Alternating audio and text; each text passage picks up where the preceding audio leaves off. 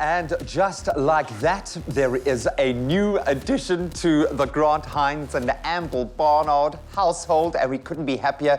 The amazing couple are the proud new parents to a ridiculously gorgeous baby girl named Jamie June Hinds. So a massive congratulations to both of them and many sympathies for the sleepless nights. And this morning we are also joined by someone who played a massive role in my own parenting journey, registered nurse, midwife, lactation consultant, and the owner of the amazing Tula Baby Centre, Heather Wood, who will be answering all of the new parents' burning questions. We would normally do a massive resounding cheer, but I'm going to ask everyone just to do this with their hands quietly because we have a brand new baby and we'll get in here.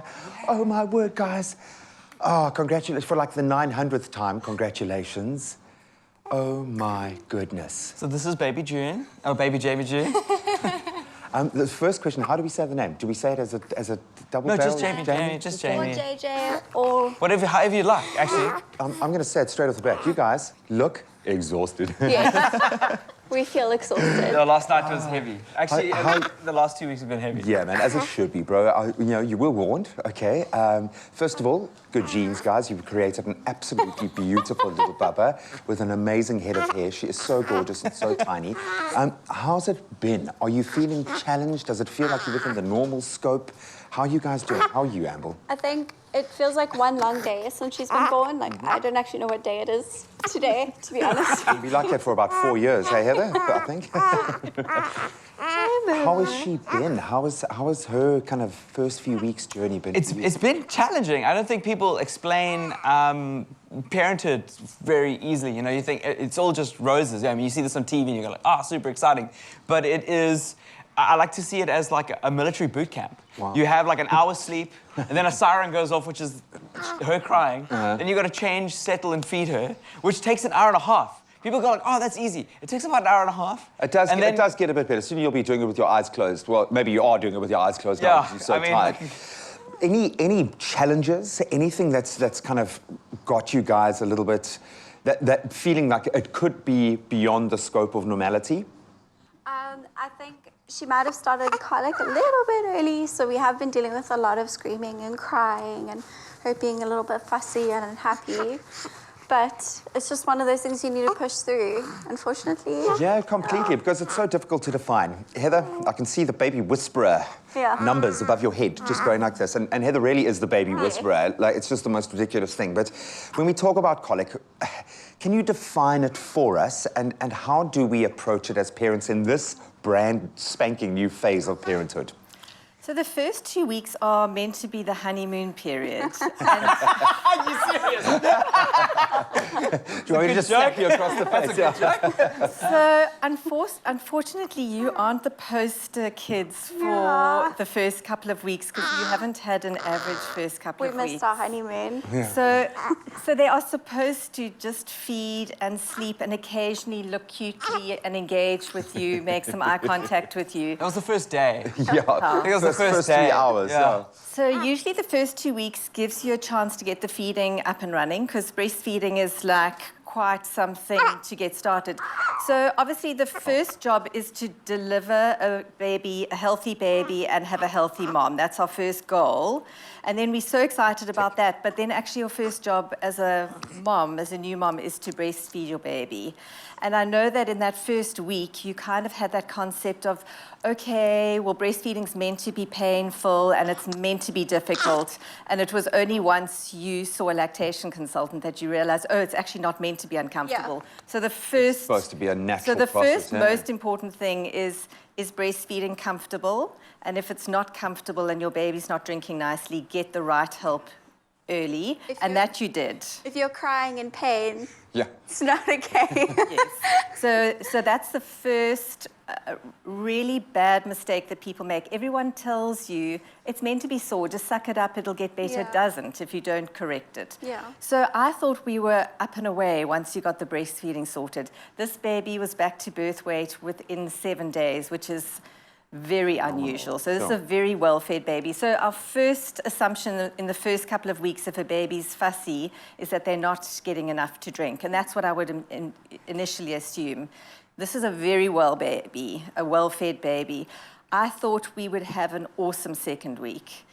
And unfortunately, you haven't been gifted with that. So then we come to the sort of colic thing. So if a baby's well fed and they're still uncomfortable and they're fussy, and you haven't got to 3 weeks, because usually there's a transition from 2 to 3 weeks, they do get more fussy. So we expect that. She's just ahead of herself there. She's an overachiever, guys. Yeah, And what else did we expect with the two of you? I mean, surely she was going to come out of the gate strong. Look, on the bright side, it will be over sooner. You know? Exactly. Yeah. She's ahead of the curve. So we're kind of on a steep learning curve now of why she is so uncomfortable.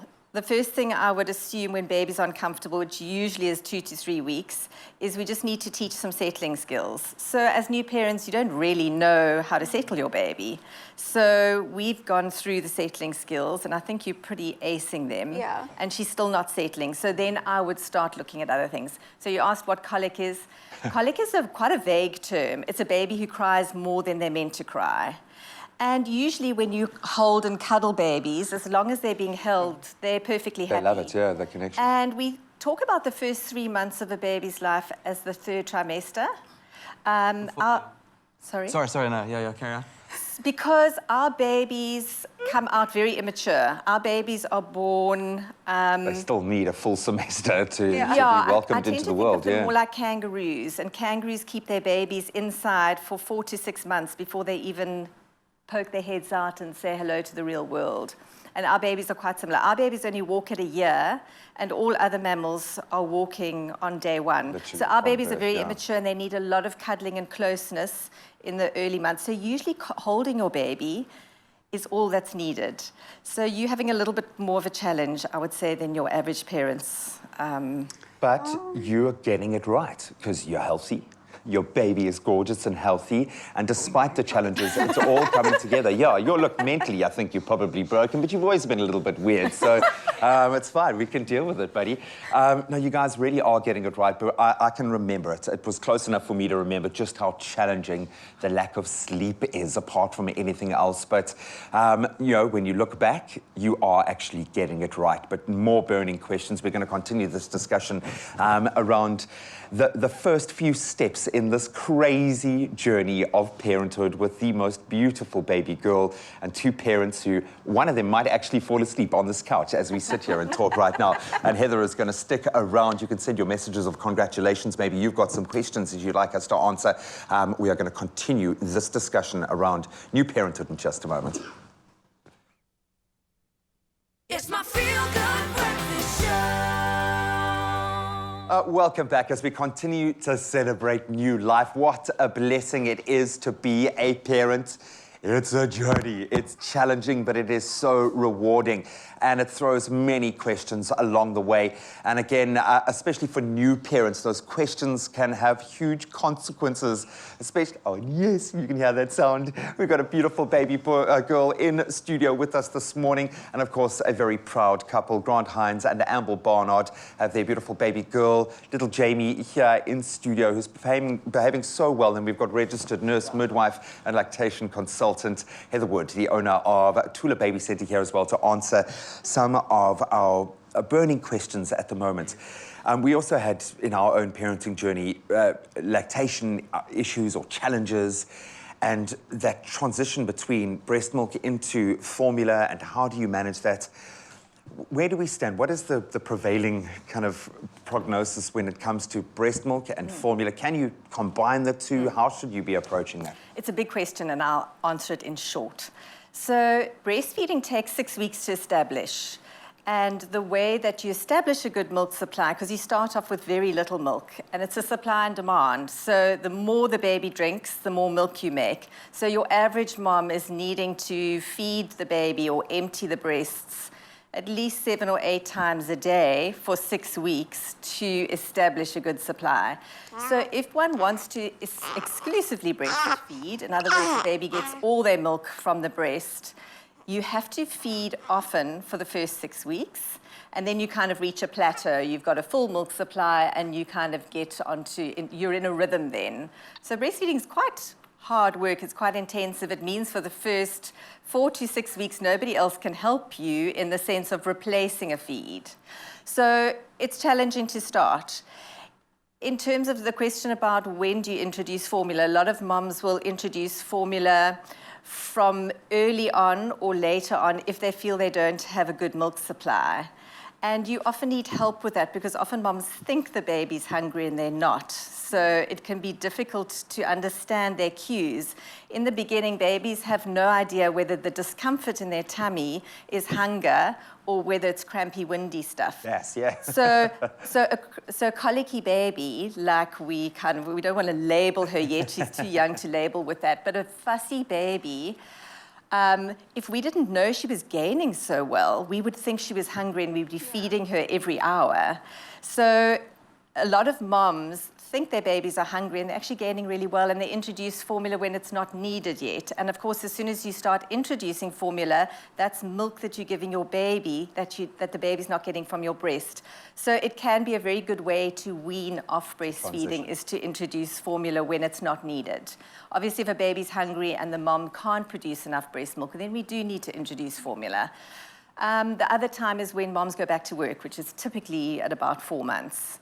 And some moms will express, they just take a pump with them to work and express when they would normally breastfeed. So they just replace baby being at the breast with a pump extracting the milk. And they can keep a full milk supply. And so I have babies who never use formula.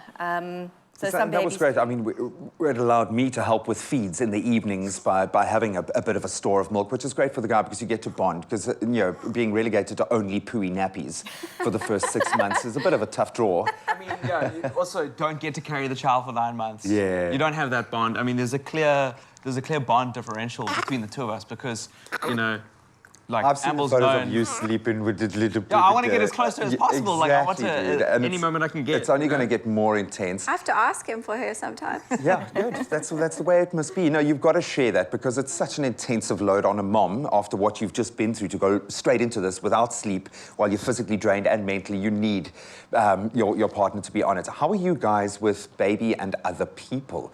I mean, you're here, which is great. So clearly you're not too squeamish about that. How do you feel about kind of the immune system? Are you nervous about introducing her to other people, letting people hold her? Yeah, it is really scary because they're so squishy at this stage and everything can bag. harm them. So we have been really nervous, especially now with the pandemic. Like, can people come over? What precautions do we take? Obviously here at the studio it's really safe because everyone's distanced and sanitized. Yeah, we're well practiced. Yeah, but at home it's like, how do you... And everyone obviously wants to see the baby. Of course. So it's a lot of... We've had the good fortune of having both Ambel's mom and my parents very involved, and we've kind of limited it to a small circle of people. This is actually one of the first times we're actually taking her out, because she's literally 2 weeks today. Yeah. No, you're doing a great job. No, I was the same. Like, you've got to get out there. You've got to live your life at some point. So what is the kind of watchword in this space? How nervous should new parents be about their baby's immune system? I tend not to be very anxious. But we're in COVID times, so one has to be a little bit more cautious. It's really important that grandparents do get to see their baby and you put down the boundaries that you're comfortable with. So people have to respect your boundaries. That's really important. I think if people are vaccinated, if they've had both their COVID vaccines, that would be a prerequisite. And Pertussis vaccines are part of the cocooning effect. Pertussis or whooping cough is very common these days. It's an emerging illness. We've all been vaccinated against it, but as adults we don't get vaccinated. So all pregnant mums get vaccinated with Pertussis, and then we encourage the dads and the grandparents too as well. So vaccines are important. And then if anyone's not well or hasn't been well or been in contact with someone with COVID, obviously they would stay away. So it's been respectful.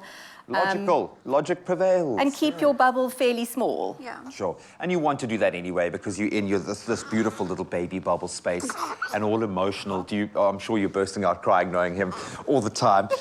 So the reason why I would constantly, and my amazing fiance would constantly be going back to Tula is to settle the baby and to just watch Heather do her baby whispering thing and settle the baby. So we're going to give you some tips on how you can get new Bubba settled because there are some beautiful life hacks when it comes to that. Stick around.